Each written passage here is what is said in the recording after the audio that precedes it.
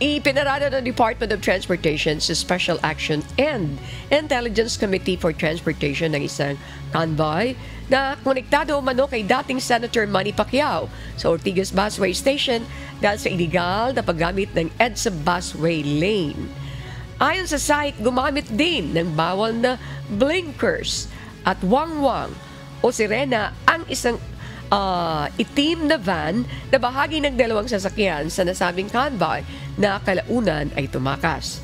Bumalik naman ang Toyota van sa insidente at tinanggap ang multa habang ang black Suburban SUV na tumakas ay iniimbestigahan na ng Land Transportation Office para sa show cause order.